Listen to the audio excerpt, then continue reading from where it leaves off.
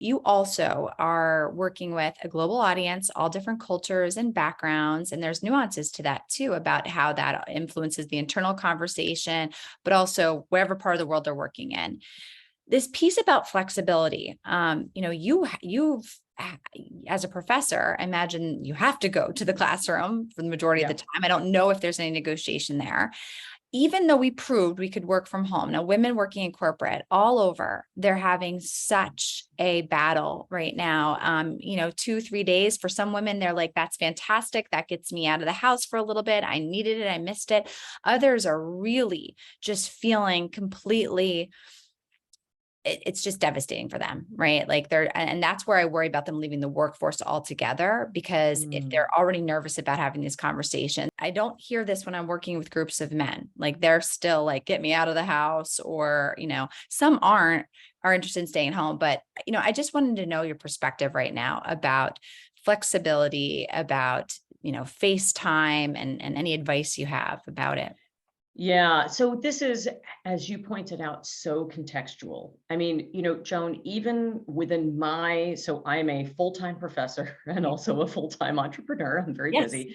But, even within my organization, we went back to mandatory in-person faculty meetings, and there are those of us, those meetings often happen late afternoon.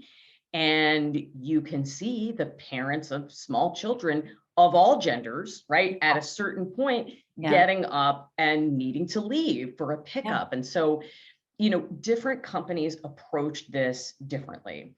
But here's what I would say: whatever you need to advocate for, there's a powerful lesson that I learned a decade ago, actually, Joan, in the Middle East. Hmm. I went to the Middle East on a delegation of law professors, and I spoke to negotiators on both sides of the Israeli-Palestinian conflict. And one of them said something to me that I will never forget. He said, "We will never solve this conflict until we figure out how to write the other side's victory speech." And that is successful negotiation. Hmm. So, whatever it is that you need to advocate for, Hmm. it's thinking about how can you frame this as a win Right. for the other person. So, I counseled somebody who, this was earlier in the pandemic, the boss was like, "COVID isn't real." And like everybody needs to get back to the office ASAP. And instead of saying that's not happening, you're delusional, she said, "Okay, so tell me more about what work from home represents for you." And he said, "I can't get a damn thing done. My kids are all over the place. It's been insane."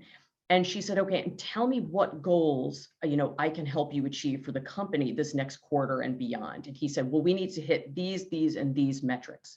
Mhm. And she said, "I'm so glad to hear this." And so what I hear from you is that productivity is king, Mhm. and meeting these metrics is where we need to be.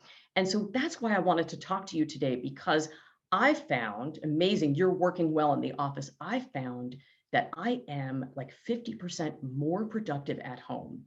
And here's how: with the time I'm saving, these numbers, look at the metrics I've been hitting these last few months at home. I was as surprised as you. And so I'm actually coming to ask if I can extend this, because this is how I'm going to be most effective for you these next few months, right? So it's all about hearing them out. What are your goals? What are your concerns? Oh, and here's how I'm going to meet them, right? And I will say that companies, a lot of them are announcing policies, but Joan, I'm hearing a lot of internal flexibility. So Mhm. it may be that True. if like head corporate says no, that your manager still has the ability to set the Yes. tone for the department, Yes. and that you can remind people, again, this is stay to lead. Why do companies want you to stay to lead? Because you are hella expensive to replace, right? If you're making Absolutely. $150,000, it could cost the company 40% of that Yes. to like find, train, and replace you. And sometimes you just can't be replaced.